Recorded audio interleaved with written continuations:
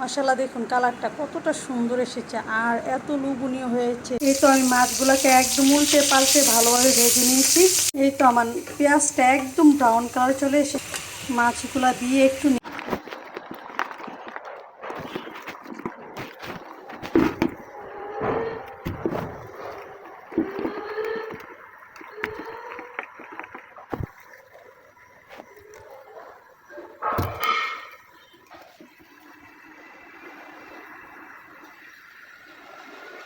এখানে আমি দেশি কই মাছ নিয়েছি, একদম দেশি অথেন্টিক যে কই মাছটা, এর জন্য একদম চিকন চিকন কই মাছগুলো, মানে অনেকদিন পানিতে জিয়ে রেখেছিল তো, তার জন্য একদম চিকন চিকন হয়ে গেছে।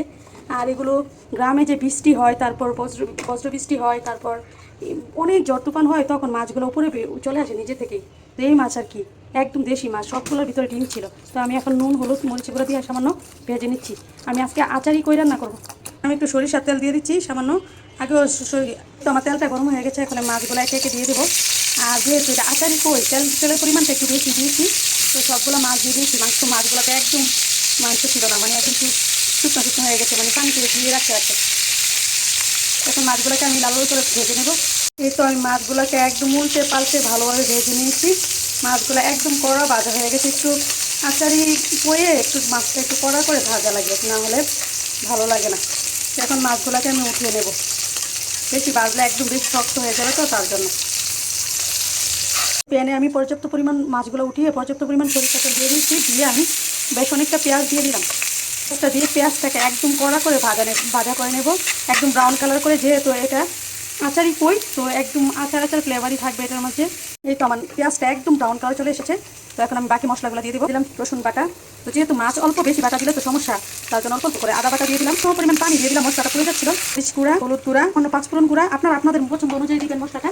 আমি আমার অনুযায়ী দিচ্ছি, একটি পরিমাণ অনুযায়ী দিবেন। আমি আমার মতো করে দিচ্ছি, যেহেতু অল্প দিয়ে দিলাম লবণ। তবে কিছুটা আমের আচার, যেহেতু আচারই কই, তার জন্য আচারটা না দিলে তো হবেই না। ব্যালেন্স করার জন্য দিয়ে দেবো কিছুটা চিনি, যেহেতু আচার দিয়েছি আবার লেমন জুস দেবো, তার জন্য কিছুটা চিনি দিয়ে দিলাম। চিনিটা দিলে টেস্টটা দ্বিগুণ হয়ে যায় আর মশলার ব্যালেন্সটা একদম সুন্দর করে এসে যায়। তো আমার মশলাটা কষে যখন তেলটা আলাদা হয়ে যাবে, এখন আমি মাছগুলো দিয়ে দেবো।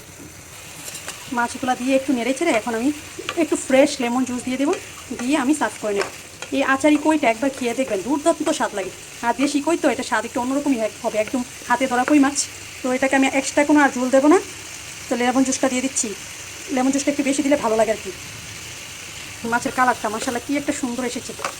আর এই আচারি ফিশটা তো মানে অসাধারণ লাগে খেতে। আচারি কই এটা মানে শুনতেই কেমন ইন্টারেস্টিং না, খেতে তার বেশি ইন্টারেস্টিং।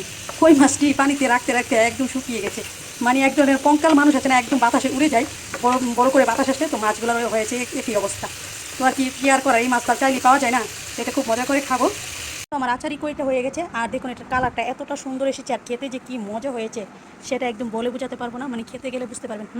মাশাআল্লাহ, দেখুন কালারটা কতটা সুন্দর এসেছে আর এত লোভনীয় হয়েছে।